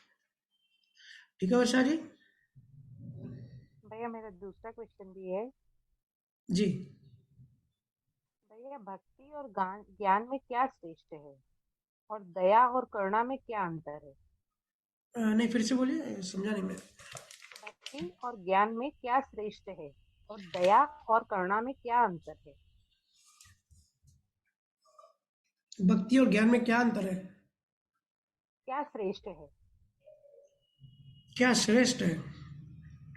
देखो, भक्ति और ज्ञान की कंपैरिजन नहीं हो सकती। कंपैरिजन क्यों नहीं हो सकती? क्योंकि ये दो अलग चीजें नहीं हैं। ये एक ही चीज के पहले और बाद में एक ही लाइन में है। भक्ति पहले है, ज्ञान बाद में है। ये कोई अलग चीज नहीं है कि एक दूसरे के विरुद्ध है या कंपटीशन है, कंपेयर है, ऐसा नहीं है। जैसे कोई 5th क्लास में है और कोई 10th क्लास में है, या कोई 10th में है और एक ने पीएचडी कर ली, तो हम पूछे कि 5th में और पीएचडी में क्या डिफरेंस है, क्या श्रेष्ठ है? तो श्रेष्ठ की बात नहीं है। अगर वो बच्चा 5th नहीं पढ़ेगा, फाउंडेशन नहीं सीखेगा, मैथमेटिक्स की एबीसीडी नहीं सीखेगा, तो वो पीएचडी भी नहीं कर सकता। और पीएचडी करनी है, इसके लिए तो वो फाउंडेशन सीखा। तो ये कंपैरिजन नहीं कर सकते, चीजें आगे और पीछे की हैं। शुरुआत भक्ति जो है ना, शुरुआत भक्ति से होती है।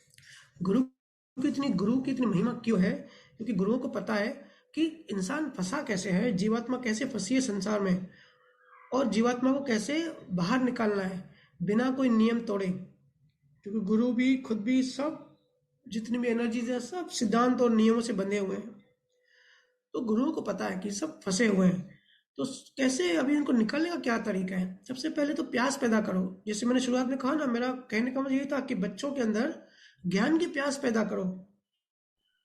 बच्चों को वो टेस्ला और ये एलोन मस्क और हर जगह यही सब चीजें घूम रही है, ये ब्रांड वो ब्रांड, फेसबुक और इंस्टाग्राम पे सबकी ऊर्जा वेस्ट हो रही है। किसी को अपने ज्ञान की वैल्यू ही नहीं पता है, क्योंकि ये नहीं पता है कि भाई एक्चुअल में मैं कौन हूँ। शरीर मान के फिर हम मजा लेते हैं उन चीज़ों का। ठीक है, और ये सब सोशल मीडिया क्या कर रहा है, देख रहे हो? जैसे जैसे चीज़ें आगे बढ़ रही है, सोशल मीडिया से सबसे ज़्यादा जो है राग द्वेष बढ़ता है। हम कहीं घूमने गए और लगा लिया स्टेटस और डाल दिए फेसबुक पे फोटोज, तो देखते हो सब लोगों को इंटरेस्ट आता है देखने में कि ये स्टेटस, ये लोग कहाँ गए, ये कपल कहाँ गए घूमने। हमारा ध्यान बाहर है, ये इन्होंने कौन सा कपड़े पहने, इन्होंने कौन सा सैंडल पहना है, और ये तो शिमला गए घूमने, ये तो प्लेन में गए। सब चीज़ें जो है ना, स्टेटस को देखते हैं फेसबुक पे या इंस्टाग्राम पे। ये सब चीज़ें राग द्वेष बढ़ाती हैं। डालने वाले भी इसके लिए डालता है कि देखो भाई दुनिया देखो, मैं हूँ जो प्लेन में गया। और देखने वाले भी इसके लिए बैठते हैं कि भाई देखो वो प्लेन में बैठा, वो यहाँ घूमने गया, वो तो बड़ा आदमी बन गया है। तो इससे क्या होता है ना, राग द्वेष के हमारे जो अज्ञान की जो परतें हैं, इस ये परतें बढ़ते जा रही हैं, हम गिरते जा रहे हैं। ऐसा नहीं कि चीज़ें गलत हैं, कोई भी चीज़ सही गलत नहीं होती, बैलेंस बैलेंस रखना होता है। जो छुरी होती है किचन की, वो छुरी गलत थोड़ी है, उसका कैसे यूज़ होता है वो उस पर डिपेंड करता है। तो ऐसे ही सोशल मीडिया का यूज़ कैसे हो रहा है, उससे हम ज्ञान समझ रहे हैं, उसका हम भैया का सत्संग सुन रहे हैं, कि हम लोग दूसरी चीज़ें देख रहे हैं। हम क्या सीख रहे हैं, सार क्या ले रहे हैं, क्या समझ रहे हैं, अपनी बुद्धि को कैसे ग्रो कर रहे हैं इनको यूज़ करके, वो हम पे डिपेंड करता है। ये चीज़ें गलत नहीं है। तो गुरु को पता होता है कि भक्ति से शुरुआत होती है, भक्ति की प्यास पैदा करें।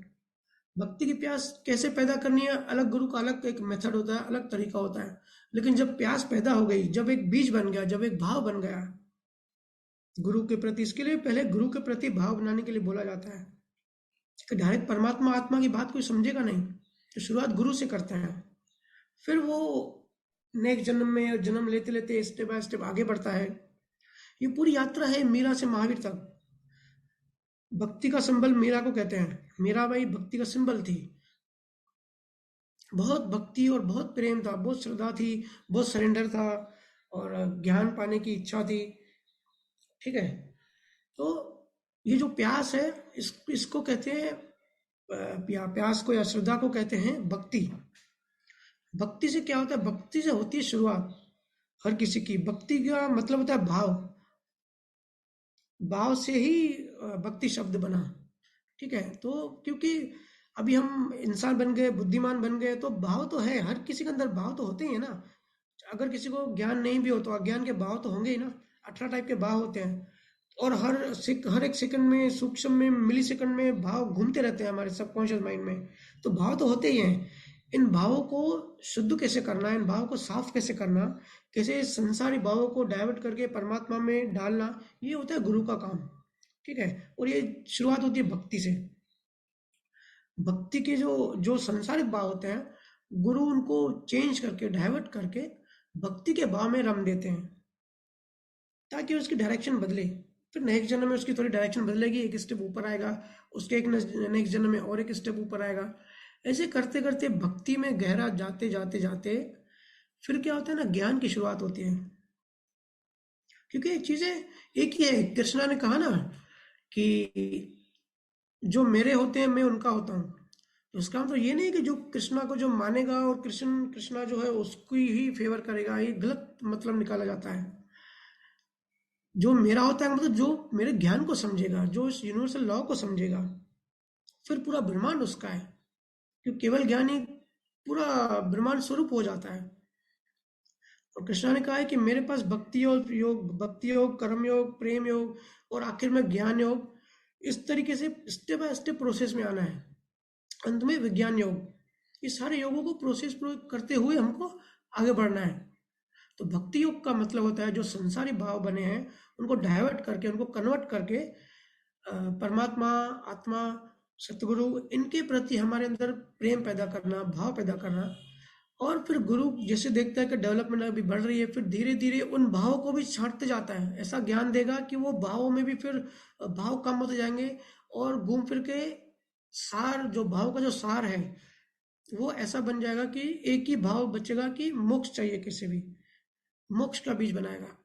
और एक बार मोक्ष के बीज बन गए, फिर और एक नेक्स्ट जन्म में हम ऐसे आते हैं, या हम भी आसपास में इतने सारे संत देखते हैं कि संतों में भक्ति का भाव नहीं होता, लेकिन वो ज्ञानी होते हैं। क्योंकि एक ऐसी स्टेज आती है कि फिर भाव कम हो जाते हैं, भाव की जो उठक पटक है वो कम हो जाती है, फिर जो अनुभव ज्ञान है वो बढ़ता जाता है, फिर वो स्थिर होता जाता है।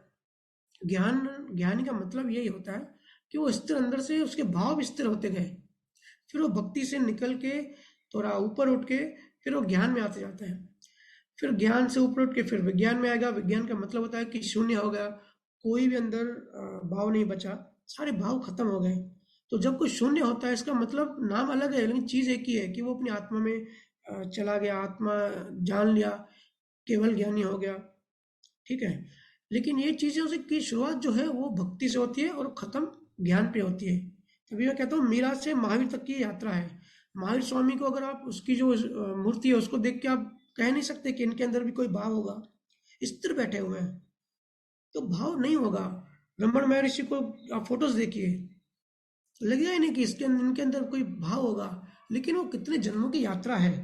शुरुआत में जैसे अभी हम सब हैं, हम सब की शुरुआत है, तो शुरुआत में भाव होते हैं, फिर भक्ति के भाव होते हैं, फिर धीरे धीरे डेवलपमेंट होके समझ जब बढ़ती जाती है, अंडरस्टैंडिंग बढ़ती जाती है, फिर भाव कम होते जाते हैं, और एक ही लास्ट में एक ही भाव बचता है मोक्ष का। और गुरु उस भाव को भी हटा देते हैं, लास्ट में सारे भाव खत्म हो जाते हैं। ठीक है, तो यात्रा है भक्ति से ज्ञान तक। ये कंपेयर नहीं कर सकते कि श्रेष्ठ कौन है। ऑब्वियसली श्रेष्ठ तो ज्ञान ही कहते हैं, ज्ञान से ही मोक्ष होता है, लेकिन शुरुआत भक्ति से होती है। तो श्रेष्ठ मतलब वैसे श्रेष्ठ नहीं होता, स्टेप्स का फर्क होता है कि एक चीज पहले है, एक चीज बाद में है। हाँ, लेकिन इससे उल्टा भी होता है। बहुत जीव जो कि हम देख भी रहे हैं कि अभी भक्ति की स्टेज पार नहीं की, भक्ति की स्टेज क्रॉस नहीं की, और ज्ञानी बनने की कोशिश करते हैं, या समझते हैं कि ज्ञानी उनका भ्रम हो जाता है कि हम ज्ञानी हो गए। अब अंदर के भाव तो उठक पटक मारते हैं, अंदर भाव तो चलते ही रहते हैं, लेकिन ऊपर से जब क्यों क्या होता है ना, सोशल मीडिया है और आज दुनिया बहुत छोटी हो गई है। तो आज अगर कोई केवल ज्ञानी है तो उसका भी ज्ञान हमारे सामने है, और अगर कोई भक्त है तो उसका ज्ञान भी सामने है, और हर किसी की लेवल अपनी अपनी लेवल है। इसके लिए कन्फ्यूजन भी ज़्यादा है। तो बहुत सारे लोगों को लगता है कि भक्ति में ना जाके डायरेक्ट अपन ज्ञान पकड़ते हैं और हम बैठ जाते हैं शांत करके, जैसे कि वो केवल ज्ञानी बैठा हुआ है। लेकिन अंदर के भाव का क्या करोगे? अभी वो स्टेज से आप क्रॉस किया ही नहीं आपने, वो जो बीज पड़े हुए हैं अंदर, उसका क्या करेंगे? तो ये स्टेप बाय स्टेप आगे बढ़ना है। ज्ञानी देखो, जैसे अब हम अभी भी देख रहे हैं कि भजन सिमरन के बारे में, अब बहुत सारे जीव भजन सिमरन करते हैं, बहुत सारे जीव का भजन सिमरन नेचुरली छूट गया है। और भैया भी कहते हैं कि जो डिस्चार्ज में लाया है वो करेगा, जो डिस्चार्ज नहीं लाया है वो नहीं करेगा, सिंपल सी बात है। लेकिन कोई कोई चीज छोड़ने से बोध नहीं आता, बोध आने से चीजें खुद छूट जाती हैं। मतलब अभी अगर हम भजन सिमरन करने की इच्छा तो है, लेकिन हम छोड़ देते हैं, नहीं करते हैं कि नहीं भाई हम हमें से प्रूव करेंगे कि हम ज्ञानी हो गए, लेकिन अंदर में हम अज्ञानी है, हमको भी पता है, लेकिन हम ऐसे शो करते हैं कि भजन सिमरन हमने नहीं किया है, क्योंकि छोड़ने से हम ज्ञानी हो, ऐसा समझ में आता है कि छोड़ दो तो मैं ज्ञानी हो गया। तो जो बोध आता है ना, कोई भी चीज छोड़ने से बोध नहीं आता। जब बोध आता है, जब अंडरस्टैंडिंग बढ़ती है, जब अनुभव ज्ञान बढ़ता है, जब खुद ब खुद चीजें हमको दृष्टि में बैठ जाती है, तब चीजें सहज ही छूट जाती हैं। जैसे फ्रूट होता है, मैच्योर होता है तो खुद ही छूट जाता है, ना पेड़ उसको फेंकता है, ना ही वो फल उसको छोड़ता है, वो नेचुरल, एक नेचुरल चीज है। वैसे ही जब किसी को ज्ञान इतना अनुभव हो जाता है, इतना गहरा हो जाता है कि कुछ करने की जरूरत नहीं होती, फिर वो उनके भाव भी खत्म होते जाते हैं, भार भी खत्म होता जाता है, चीजें कम होती जाती है, संसार छोटा होता जाता है, शून्य की तरफ वो इंसान बढ़ता जाता है। न राग है, न द्वेष है, न किसी अटैचमेंट है, न बाहर से न अंदर से, वो धीरे धीरे धीरे शून्य की तरफ बढ़ता जाता है। मतलब उसकी मौत हो रही है, एक्चुअली उसके अंदर से उसके मन की मौत होती जा रही है। ठीक है, उसकी खुशबू, सत्य की खुशबू ही अलग होती है। वो पता पड़ जाता है कि सत्य की खुशबू, कोई कितना भी दिखाए कि मैं ज्ञानी हूँ, लेकिन उसके अंदर से सत्य की खुशबू नहीं आएगी, क्योंकि खुशबू कोई जबरदस्ती नहीं देता। फूल है ना, कभी भी खुशबू जबरदस्ती किसी को नहीं देता, उसकी खुशबू नेचुरल होती है और सबके लिए होती है, उसमें पक्षपात नहीं होता। ठीक है वर्षा जी, तो भक्ति और ज्ञान स्टेप का फर्क है। शुरुआत भक्ति से होती है, खत्म ज्ञान पे होता है। ठीक है। आपका अगला सवाल क्या था? भैया, दया और करुणा में क्या अंतर है? फिर से बोलिए। दया और करुणा में क्या अंतर है? दया और करुणा, जी। देखो दया जो होती है ना, ऐसे समझे कि दया एक बाहर का डिस्चार्ज है। ठीक है, हमको किन लोगों पे दया आती है, किन लोगों पे दया नहीं आती। हम सब डायलॉग मारते हैं ना कि अपने घर वालों पे दवा दया करते नहीं है और दूसरों पे दया करते हैं। तो दया जो है ना, वो एक लेन देन का हिसाब किताब होता है। ये एक इंडिविजुअल कर्मों का हिसाब होता है। कभी कभी होता है कि भाई भाई पे दया नहीं करता, लेकिन एक दोस्त पे दया करता है, दोस्त की हेल्प करता है। तो वो जिसका जैसा हिसाब होगा, जिसका जैसा लेन देन होगी, उसी तरीके से उसको दया आएगी। दया टोटली डिस्चार्ज का पार्ट होता है, और कर्मों के हिसाब से हमको जिस पे होनी होगी उस पे होगी, और जिससे हमारे नहीं लिखा होगा उस पे नहीं होगी। करुणा बिल्कुल अलग चीज है। करुणा जो है, करुणा एक ऐसा समझे कि दया टेम्पररी होती है और रिलेटिव होती है, और वो एक टाइम पे होती है और कुछ पर्टिकुलर आदमियों के लिए होती है। लेकिन करुणा जो है वो ऐसे नहीं होती। करुणा जो है, हमारा जो जो ज्ञानी हो जाते हैं, जो चार्ज वाले पार्ट में एक मंगल का भाव होता है, और वो टोटल होता है, हमेशा होता है और सबके लिए होता है, उसमें पक्षपात नहीं होता। ऐसा नहीं है कि भाई करुणा एक पे की और दूसरे पे नहीं की, फिर वो रिलेटिव बात हो जाएगी। करुणा का मतलब, करुणा सूर्य की तरह होता है कि सूर्य एक साथ पूरी पृथ्वी पर रोशनी देता है, पक्षपात नहीं करता, किसको देना है किसको नहीं देना है। जैसे पेड़ है, जैसे नदी है, जैसे कुदरती चीजें है ना, कि सबको इक्वल देना होता है। तो ऐसा ही एक भाव होता है कि सबका मंगल हो, सबका अच्छा हो, सबको परमात्मा मिले, सब मोक्ष में जाए, सब राग द्वेष से दूर हो, सबका भला हो। ऐसा जो परमानेंट भाव होता है उसको कहते हैं करुणा। करुणा एक आदमी के लिए नहीं होता, करुणा संपूर्ण जगत के लिए होता है। इसके लिए कहते हैं सिर्फ तीर्थंकरों को ही करुणा होती है, बाकी संसारी लोगों को करुणा नहीं हो सकती। तीर्थंकर जब जब आखिरी स्टेज पे पहुंचते हैं ना, एकदम मोक्ष के नजदीक, एक दो जन्म पहले, तो वो बहुत करुणामन होते हैं कि सबका भला हो। इसी के लिए तो उनको, अब तीर्थंकर ऐसा भाव करते हैं, या जो केवल ज्ञानी होते हैं ऐसा भाव करते हैं कि सबका मोक्ष हो, तो उनके द्वारा ही मोक्ष होता है। मतलब तीर्थंकर का मतलब क्या होता है? केवल ज्ञानी और तीर्थंकर में क्या डिफरेंस होता है? केवल ज्ञानी सिर्फ खुद का मोक्ष करता है, तीर्थंकर माध्यम बनते हैं दूसरों के मोक्ष के लिए भी। तो जो तीर्थंकर माध्यम क्यों बनते हैं? क्योंकि वो भाव ऐसा करते हैं, और भाव कर्ता भाव के साथ भाव नहीं करते, उनके अंदर एक भाव होता ही है कि सबका भला हो, सबका मंगल हो, पूरे जगत का कल्याण हो।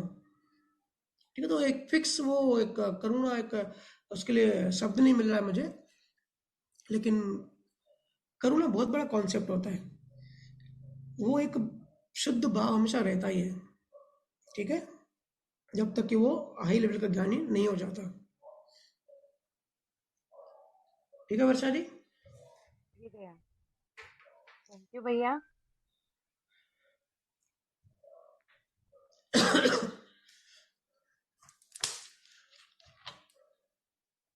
अगला सवाल।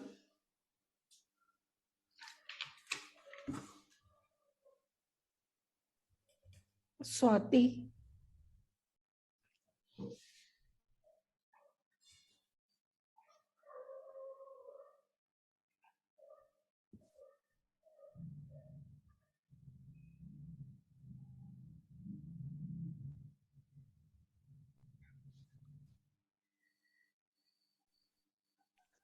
राम स्वाति राम जी। भैया।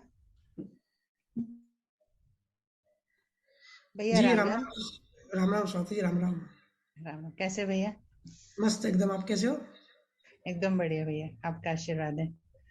आ, मैं पूछूं भैया क्वेश्चन? हाँ जी, हाँ जी। भैया, मैंने आपकी रिकॉर्डिंग सुनी थी। एक रिकॉर्डिंग में जिसने साहिल ने भूत प्रेत के बारे में बात की थी, तो हम्म। आपने उसमें दो भाइयों की स्टोरी सुनाई थी। छोटे भाई को उनका बड़ा भाई जो बोलता है उसको, वो मतलब डिप्रेस हो जाता है वो छोटा भाई। राइट, तो आपने मतलब हमने उस दृष्टिकोण से देखा कि उन्होंने एक्सेप्ट करना चाहिए हर चीज। बट मेरे हम्म। मन में ये ख्याल है कि जैसे हम ज्ञान अप्लाई करते हैं कि कोई भी दोषी नहीं है, तो हम हम्म। अगर बड़े भाई की भी स्टोरी सुने तो उसका भी दृष्टिकोण सही होगा। हम्म। Right right. तो मुझे मतलब ये मेरे साथ प्रॉब्लम होता है कि मुझे हर किसी का दृष्टिकोण सही लगता है। तो इस सिचुएशन में हमने ज्ञान कैसे अप्लाई करना और कैसे डील करना है ऐसी सिचुएशन में? जैसे मेरे सामने आप तो ठीक है, आप ज्ञानी है तो आपने हैंडल किया, लेकिन मैं एक कॉमन मैन, अगर ऐसी सिचुएशन आई तो मुझे दोनों भाई की बात सही लगेगी। तो अगर मैं अगर दोनों को ही ठीक बोलूं, तो सोसाइटी में कैसे मतलब, या मुझे भी लगेगा कि नहीं, आई एम बायस, मन में कुछ और है, या फिर सामने वाले को लगेगा कि ये मेरे साइड से नहीं है, या जो भी है। तो इस सिचुएशन में ज्ञान कैसे अप्लाई करना और डील कैसे करना? क्योंकि ये भैया मुझे डे टू डे लाइफ में, मेरे बच्चों में, स्टाफ में भी थोड़ा प्रॉब्लम आता है। हम्म। देखिए स्वाति जी, पहले आपने कहा कि आप ज्ञानी हो, तो मैं बता दूं कि मैं कोई ज्ञानी नहीं हूँ। मैं भी स्टूडेंट हूँ। हम सब एक दूसरे से ज्ञान शेयर कर रहे हैं। बस गुरु जी ने जो सिखाया है वो आगे शेयर करना है। ज्ञानी तो बहुत बड़ी एक पोस्ट होती है, ठीक है। और इस बात पे ये भी बता दो कि मैंने 2-3 हफ्ते ये भी कहा था कि स्वार्थी बने, परमार्थ में, अध्यात्म में स्वार्थी बने, अपने आप का ग्रो करें। तो फिर कोई पूछ सकता है, फिर आप इतना टाइम सत्संग में क्यों देते हैं, आप क्यों नहीं स्वार्थी बनते हैं? तो इसमें एक मेरा स्वार्थ भी है, मैं पहले वो बता दूं। एक सर्वे किया गया कि अगर कोई चीज़ दूसरों को सिखानी हो तो सबसे बेस्ट तरीका क्या है। नहीं, सॉरी, अगर कोई चीज़ खुद को, अगर कोई चीज़ सिखानी हो तो सबसे बेस्ट तरीका क्या है, कोई चीज़ सीखनी हो, कौन सा आसान रास्ता है जो हम जल्दी से जल्दी कोई चीज़ सीख सकते हैं? तो सर्वे में ये पाया गया कि अगर आपको कोई जल्दी से कोई चीज़ सीखनी हो तो वो चीज़ आप दूसरों को सिखाना चालू कर दो। जो हमारे हिंदुज़्म में भी कहते हैं ना कि बांटो, चीज़ों को शेयर करो, ज्ञान शेयर करो, जो आपके पास है वो शेयर करो। बोलते हैं ना, बांटने से चीज़ें बढ़ती हैं। चीज़ें बढ़ती नहीं है, बांटने से हम वो चीज़ जल्दी सीखते हैं। तो ये जो ज्ञान अभी भैया के आगे से जो शेयर हो रहा है, वो इसके लिए ये है कि हम खुद भी सीखते हैं, खुद भी कनेक्ट होते हैं, और खुद भी अंदर में एक बीज खुलते आते हैं, अज्ञान के जो आवरण है वो खुलते जाते हैं। तो इसके लिए ज्ञानी नहीं हूँ, स्टूडेंट हूँ, सीख रहा हूँ भैया का हाथ पकड़ के। दूसरी चीज़ आपने कही कि दूसरे के दृष्टिकोण से आप दोनों भाइयों का दृष्टिकोण आप एक्सेप्ट एक्सेप्ट करते हो, राइट? तो देखो, दूसरों का क्या दृष्टिकोण है, दूसरे क्या सोचते हैं, दूसरे क्या मानते हैं, उसमें हमको नहीं पड़ना। वो दूसरों का प्रॉब्लम है, वो दूसरों की बीमारियां हैं। हमको खुद ही, हमारे मन ही इतना बीमार है तो हम कहाँ दूसरों को, चीज़ों को देखें। दूसरा क्या सोचता है, दूसरे का एजेंडा क्या है, दूसरे की मान्यता क्या है, उसमें हमको इतना फोकस नहीं करना, उसमें ध्यान ही नहीं देना है। हम हमको क्या, हमारे सामने जो भी संजोग आते हैं तो हमको सहज स्वीकार करने हैं। ठीक है, जितना हो सकता है हम डिस्चार्ज बुद्धि से जितना हो सके बेस्ट करने की कोशिश करें, सॉल्व करने की। नहीं हो रहा है फिर भी अंदर में सहज रहे, खुद को समझाएं कि ये तो लेन देन है, ये हिसाब किताब है।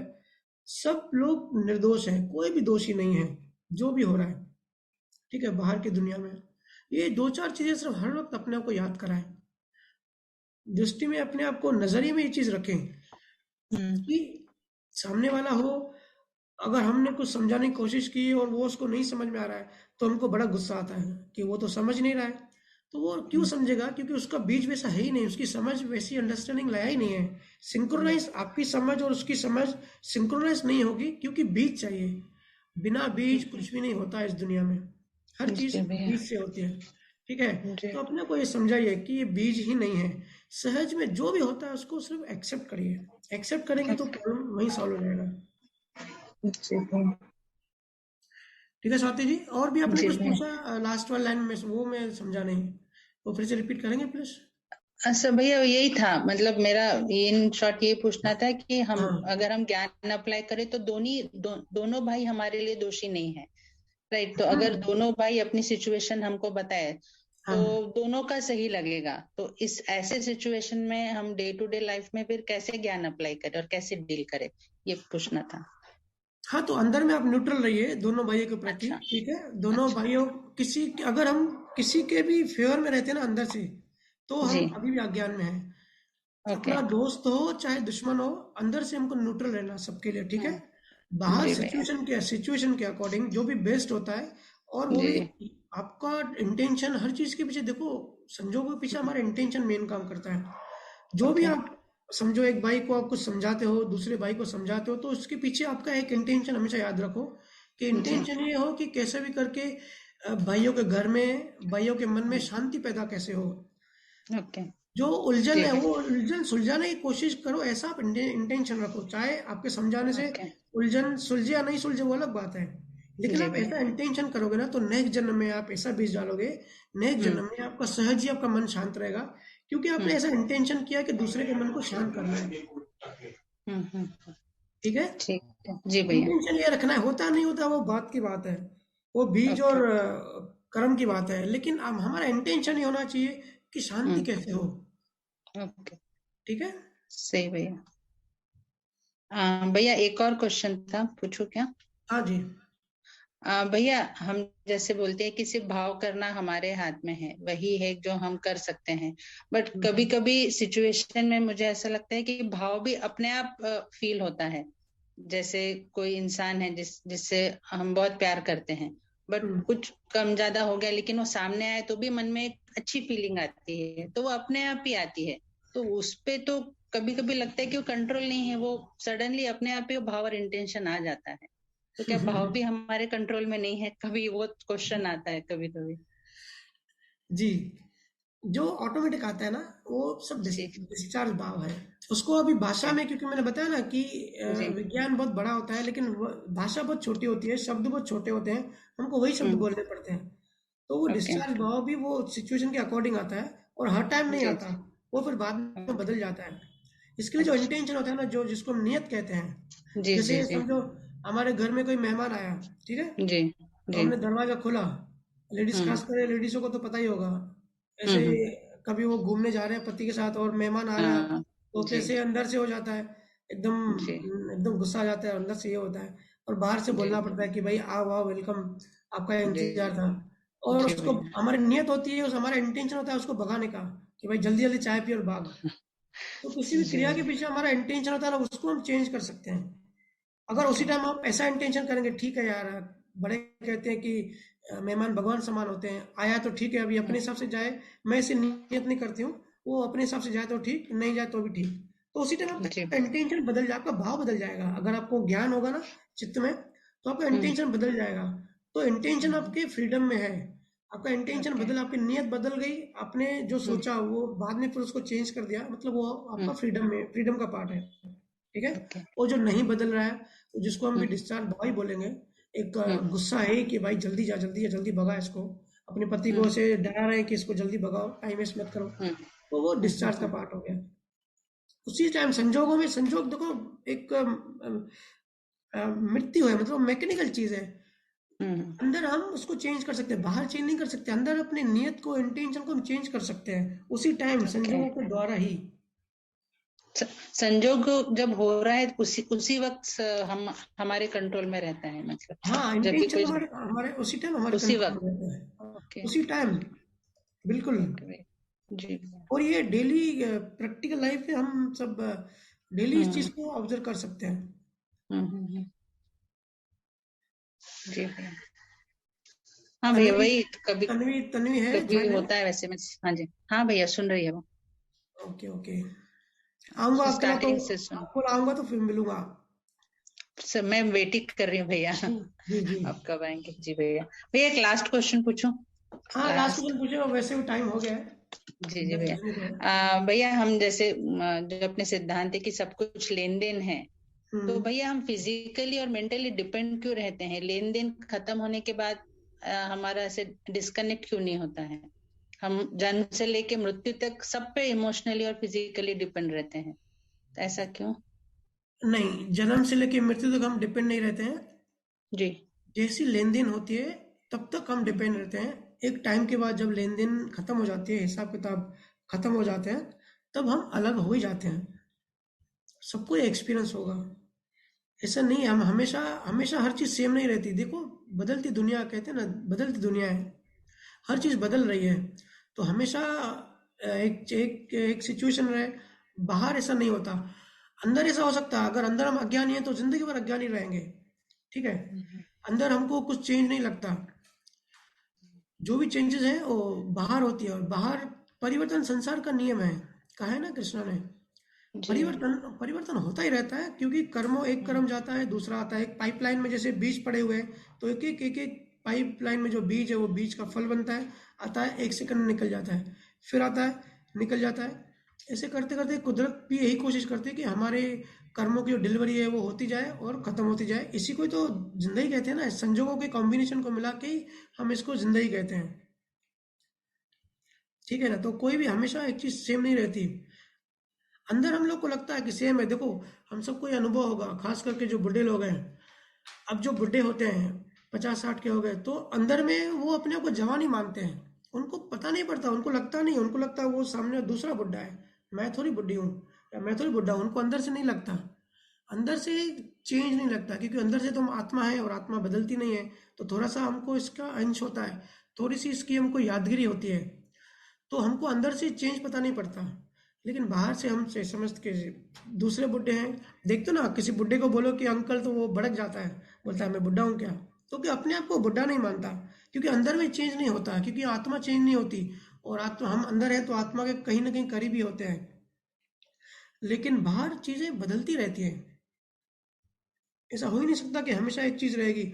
हाँ, कोई कोई अगर कोई वाइफ कहेगी कि भाई मैं तो जिंदगी भर पति पे डिपेंड रही, पति ने ही कमा के खिलाया पूरी लाइफ, तो ऐसा बोलने में आएगा। ये एक समाज की व्यवस्था है कि वाइफ ने पूरी जिंदगी पति ने वाइफ को खिलाया, लेकिन कोई किसी को खिलाता नहीं है। ये लेन देन थी, पूरी जिंदगी आपको लेना लेनी थी, अपने पति से लेना था, तो वो लिया। ठीक है, इसके लिए हमको दृष्टि में ऐसा लगता है कि पूरी जिंदगी हमने लिया, तो ये जिंदगी पूरी थोड़ी है, ये तो एक एक पेज है, एक किताब का एक पेज है सिर्फ। तो इस पेज में हम अपने पति, लेडीज बन के आए, वाइफ बन के आए, और पति से हम लोग ले रहे हैं। अगले जन्म में हो सकता है फिर हम उसका जेंट्स बन के आए और हम लोग हस्बैंड बने, हम उसको दें, वो भी हो सकता है। तो सब लेन देन होता है, सब हिसाब किताब होता है। बिना हिसाब किताब, बिना लेन देन कोई फोर्स ही पैदा नहीं होता। एक भी चीज अभी मैं यहाँ बोल रहा हूँ ना, क्योंकि बीज लेके आया हूँ, अगर मैं बीज नहीं लाता तो मैं बोल भी नहीं सकता था, इसे संजोग भी नहीं बनता था। ठीक है स्वाति जी।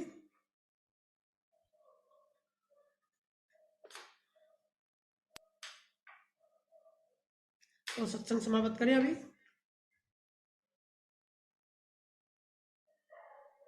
हाँ भैया। जी थैंक यू। ठीक है, सभी संतों को धन्यवाद, सभी को राम राम।